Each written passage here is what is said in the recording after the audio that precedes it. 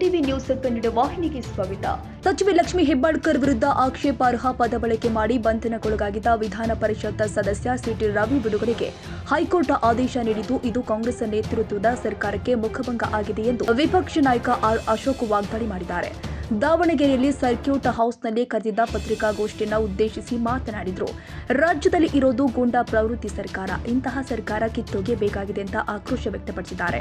City Ravi ಅವರನ್ನ ಕೊಲೆ ಮಾಡಲು 40 ಜನ ಬಂದಿದ್ರು, ನನಗೆ ಪ್ರವೇಶವಿಲ್ಲ, ಸಂವಿಧಾನದತ್ತ ಹುದ್ದೆಯಲ್ಲಿ ಇದ್ದೇನೆ, ಸಂವಿಧಾನಿಕ ಹುದ್ದೆ, ಉಗ್ರರು ಹೋದ್ರೆ ಕುರ್ಚಿ ಕೊಡ್ತಾರೆ, ಇದು ಅಪಮಾನವಲ್ವಾ, ಗೂಂಡಾಗಿರಿ ಅಲ್ವಾ? ಖಾನಾಪುರ ಪೊಲೀಸ್ ಠಾಣೆ ಬಳಿ 5 ಗಂಟೆ ಕಾದು ಕುಳಿತಿದೆ. ಬೆಳಗಾವಿ ಕಮಿಷನರ್ ಬರ್ತಾರೆ ಅಂದ್ರೆ ಏನರ್ಥ? ಸಚಿವರಿಂದ ಏನು ಸಂದೇಶ ಬರುತ್ತೆ ಅಂತ ಕಾಯುತ್ತಾರೆ. ನಾನು ಗೃಹ ಸಚಿವನಾಗಿ ಕೆಲಸ ಮಾಡಿದ್ದೀನಿ, ತನಿಖಾಧಿಕಾರಿ ಸುಪ್ರೀಂ, ಆದರೆ ಕಮಿಷನರ್, ಜಿಲ್ಲಾಧಿಕಾರಿ, ಮಂತ್ರಿಗೂ ಅಧಿಕಾರವಿಲ್ಲ. ತನಿಖಾಧಿಕಾರಿ ಮೇಲೆ ಒತ್ತಡ ಹಾಕೋದು ನ್ಯಾಯನಾ ಅಂತ ಪ್ರಶ್ನೆ ಮಾಡಿದ್ದಾರೆ. ಲಕ್ಷ್ಮೀ ಹೆಬ್ಬಾಳ್ಕರ್ ಬೆಂಬಲಿಗರು ತಾಲಿಬಾನಿಗಳು ಅಂತಲ್ಲ, ಕಾನೂನು ಕೈಗೆತ್ತಲು ರೌಡಿಗಳಿಗೆ, ಗೂಂಡಾಗಳಿಗೆ ನಿಮ್ಮ ಮಾತಿನಿಂದ ಏನು ಸಂದೇಶ ಹೋಗುತ್ತೆ ಎನ್ನುವ ಪ್ರಜ್ಞೆ ತಮಗಿದೆಯಾ? ಡಿಸಿಎಂ ಡಿಕೆ ಶಿವಕುಮಾರ್ ಇಂತಹ ಗೂಂಡಾ ಪ್ರವೃತ್ತಿಗೆ ಜನತೆ ತಕ್ಕ ಪಾಠ ಕಲಿಸಲಿದ್ದಾರೆ ಎಂದು ಗುಡುಗಿದ್ದಾರೆ. ಸಭಾಧ್ಯಕ್ಷರು ತೀರ್ಪು ಕೊಡಬೇಕು, ಸಭಾಧ್ಯಕ್ಷರು ಕಂಪ್ಲೇಂಟ್ ಕೊಡಬೇಕು, ಅದರ ಮೇಲೆ ಕೋರ್ಟ್ಗೆ ಹೋಗುತ್ತೆ. ಕೋರ್ಟ್ ಅಲ್ಲಿ ಜಡ್ಜು, ಗೌರವಾನ್ವಿತ ನ್ಯಾಯಾಧೀಶರು ತೀರ್ಪು ಕೊಟ್ಟ ಮೇಲೆ ಅದು ಕಾನೂನು, ಅದನ್ನ ನಾವು ಪಾಲನೆ ಮಾಡ್ತೀವಿ. ಇವತ್ತು ಏನ್ ಜಡ್ಜ್ಮೆಂಟ್ ಬಂದಿದೆ ಅದನ್ನ ಸ್ವಾಗತ ಮಾಡಿದ್ರಿ, ಅದನ್ನ ಪಾಲನೆ ಮಾಡ್ತೀವಿ. ಇದೇ ಕಾಂಗ್ರೆಸ್ ಅವರು ಮೊನ್ನೆ ಕಾಂಗ್ರೆಸ್ ಪಾರ್ಟಿ ಮೀಟಿಂಗ್ ಅಲ್ಲಿ ಏನಿದ್ದಾರೆ, ಕೋರ್ಟ್ಗಳು, ನಾನು ಪತ್ರಿಕೆಯಲ್ಲಿ ಓದಿರೋದು, ಎಲೆಕ್ಟ್ರಾನಿಕ್ ಮೀಡಿಯಾದಲ್ಲಿ ಓದಿರೋದು, ಕೋರ್ಟ್ಗಳು ಈ ನಡುವೆ ಬೇಕಾಬಿಟ್ಟಿ ಜಡ್ಜ್ಮೆಂಟ್ಗಳು ಕೊಡ್ತಾರೆ ಅನ್ನೋ ಕಾಮೆಂಟ್ ಕೂಡ ಮಾಡಿದ್ದಾರೆ. ಅಂದ್ರೆ ಅವ್ರಿಗೆ ಸಂವಿಧಾನ ಪುಸ್ತಕ ಇಟ್ಕೊಂಡಿರ್ತಾರೆ, ಕಾನೂನು ಮೇಲೆ ಗೌರವನೇ ಇಲ್ಲ. ಸಿಟಿ ರವಿ ಅವ್ರನ್ನ, ನಾನು ಒಬ್ಬ ವಿರೋಧ ಪಕ್ಷದ ನಾಯಕ, ನಾನು ಹೋಗಿದ್ದೀನಿ, ನಾನು ಕಂಪ್ಲೇಂಟ್ ಕೊಡಕ್ಕೆ ಹೋಗಿರೋದು. ವಿಧಾನಸೌಧದಲ್ಲಿ ಏನು ಸಿಟಿ ರವಿ ಅವ್ರನ್ನ ಕೊಲೆ ಮಾಡಬೇಕು ಅಂತ 40 ಜನ ಬಂದಿದ್ರು. ಚಿಕ್ಕಮಗಳೂರು ಜಿಲ್ಲೆಗೆ ಸಿಟಿ ರವಿ ಅವರ ಬಾಡಿನ ನಾವು ಪಾರ್ಸಲ್ ಮಾಡ್ತೀರಿ ಅಂತ ಹೇಳಿದ್ರು. ಆ ಕಂಪ್ಲೇಂಟ್ ಅನ್ನ ಬರೆದು ನಾವು ಕೊಡಕ್ಕೆ ಬಂದಿದ್ದು.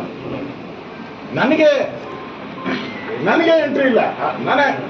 ನಾನು ಸಂವಿಧಾನದತ್ತವಾದಂತ ಪೋಸ್ಟ್ ಅಲ್ಲಿ ಇರೋನು. ನಾನು ಸಂವಿಧಾನದತ್ತವಾದ ಪೋಸ್ಟ್, ನಂದು ಕಾನ್ಸ್ಟಿಟ್ಯೂಷನಲ್ ಪೋಸ್ಟ್. ಅಂದ್ರೆ ಯಾರೋ ಈಗ ಟೆರರಿಸ್ಟ್ಗಳು ಅಂದ್ರೆ ಅವ್ರನ್ನ ಚೇರ್ ಹಾಕಿ ಕೂತಿಸ್ತೀರಾ ನೀವು? ನನಗೆ ಎಂಟ್ರಿ ಕೊಡ್ಲಿಲ್ಲ. ಇದು ಅಪಮಾನ ಅಲ್ವಾ? ಗುಂಡಾಗಿರಿ ಅಲ್ಲ? ಅವ್ ಯಾವ ಕಮಿಷನರು ಅವನ್ ಫೋನ್ ಬಿಟ್ಟು 5 ಅವರ್ ಇದ್ದೀನಿ ಅಲ್ಲಿ. 5 hours I waited outside police station, Khanapur station. Khanapur ಸ್ಟೇಷನ್ಗೂ ಕಮಿಷನರ್ ಏನ್ ಸಂಬಂಧ? ಯಾರವರು ಖಾನಾಪುರ ಸ್ಟೇಷನ್ ಬರಕ್ಕೆ? ಅವ್ರ ಜ್ಯೂರಿಸ್ಟ್ರಕ್ಷನ್ ಅಲ್ಲ, SP ಅಲ್ಲಿ ಜ್ಯೂರಿಸ್ಟ್ರಕ್ಷನ್. ಈ ಮನುಷ್ಯ ಬಂದು ಕೂತ್ಕೊಂತಾನೆ ಫೋನ್ ಇಟ್ಕೊಂಡು. ಆ ಮಿನಿಸ್ಟ್ರಿಂದ ಏನ್ ಬರ್ತತೆ, ಆ ಮಿನಿಸ್ಟ್ರಿಂದ ಏನ್ ಬರ್ತತೆ, ಇದೇ ಅವ್ರ ಫೋನು. ಪಾಪ ನಾನು ಕೆಲಸ ಮಾಡಿದವನು. IO ಇಸ್ ದ, ರಾಜು ಗೊತ್ತು, IO ಸುಪ್ರೀಂ. ಯಾವುದೇ ಕೇಸಲ್ಲಿ IO ಇಸ್ ದ ಸುಪ್ರೀಂ. ಅದು ಇನ್ಸ್ಪೆಕ್ಟರ್ ಇರ್ಬೋದು ಅಥವಾ DYSP ಇರ್ಬೋದು. ಅವ್ರ ಮೇಲೆ ಕಮಿಷನರ್ಗೂ ಅಧಿಕಾರ ಇಲ್ಲ, DGಗೂ ಅಧಿಕಾರ ಇಲ್ಲ, ಮಂತ್ರಿಗೂ ಅಧಿಕಾರ ಇಲ್ಲ. Is the supreme. ಅವನು ಏನ್ ಬರೀತಾನೋ ಅದೇ ಫೈನಲ್, ಅದೇ ಕೋರ್ಟ್ಗೆ ಹೋಗುವಂಥದ್ದು. ನೀವು ಅವ್ರ ಮೇಲೆ ಒತ್ತಡ ಹಾಕ್ತಿರಲ್ಲ, ನ್ಯಾಯನ ಅಲ್ಲ ರೀ? ಒಬ್ಬ ಜನಪ್ರತಿನಿಧಿನ ನೀವು ಎತ್ತಾಕೊಂಡು ಹೋಗಿ ಕ್ರಷರ್ ಮಾಡೋ ಕಡೆ, ಆ ಫಾರೆಸ್ಟ್ ಒಳಗಡೆ ತಗೊಂಡೋಗಿ ಒಬ್ಬರೇ ನಿಲ್ಸ್ತಿರಲ್ಲ, ಏನ್ ಮಾಡಕ್ ಹೊರಟಿದ್ರಿ? ಫಾರೆಸ್ಟ್ ಒಳಗಡೆ ಕರ್ಕೊಂಡೋಗಿ ನಿಲ್ಲಿಸ್ತಿಲ್ಲ, ಏನ್ ಬೆದರಿಕೆ ಹಾಕಕ್ಕೆ? ಬೆದರಿಕೆ ಹಾಕಿ ಮಾನಸಿಕವಾಗಿ ಕುಗ್ಗಿಸಿದ್ದಾರೆ. ಸುಮಾರು 400-500 ಕಿಲೋಮೀಟರ್ ರಾತ್ರಿ ಎಲ್ಲ ಸುತ್ತಿಸಿದ್ದಾರೆ. ಟೆರರಿಸ್ಟ್ಗಳು ಬಂದ್ರೆ ಅವ್ರ ಮೇಲೆ ಕೇಸ್ಗಳನ್ನೆಲ್ಲ ವಾಪಸ್ ತೆಗೆದಿದ್ದೀರಾ ನೀವು. ಹುಬ್ಳಿ ಕೇಸನ್ನು ವಾಪಸ್ ತೆಗೆದಿದ್ದೀರಾ. ಮುಂದೆ DJ ಹಳ್ಳಿ, KJ ಹಳ್ಳಿನೂ ವಾಪಸ್ ತೆಗೆಯೋರಿದ್ದೀರಾ ನೀವು. ಅಂದ್ರೆ ಸಿಟಿ ರವಿನ ಯಾಕೆ ಟಾರ್ಗೆಟ್ ಮಾಡ್ತಾ ಇದ್ದೀರಾ? ಅವರೊಬ್ಬ ಹಿಂದೂ ಹೋರಾಟಗಾರ, ಹಿಂದೂ ವಿಚಾರವಾಗಿ ಧ್ವನಿ ಎತ್ತುತ್ತಾರೆ, ಅದಕ್ಕೆ ಬಗ್ಬಡಿಯುವಂತ ಕೆಲಸವನ್ನ ನೀವು ಮಾಡ್ತಾ ಇದ್ದೀರಾ.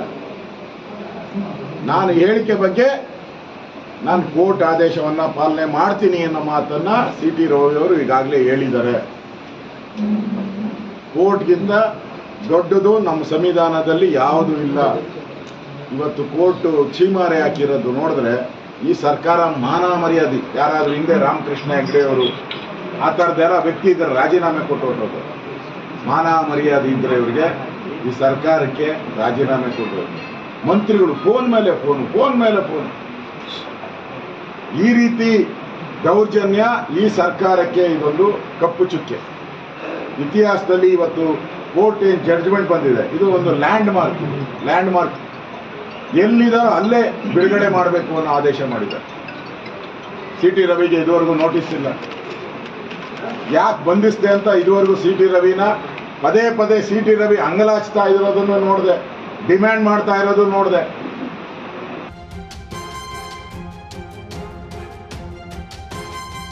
ತಾಜಾ ಸುದ್ದಿಗಾಗಿ MTV ನ್ಯೂಸ್ 24/7ಗೆ ಸಬ್ಸ್ಕ್ರೈಬ್ ಮಾಡಿ ಮತ್ತು ಬೆಲ್ ಐಕಾನ್ ಅನ್ನು ಒತ್ತಿ. ತಪ್ಪದೇ ಲಿಂಕ್ ಶೇರ್ ಮಾಡಿ.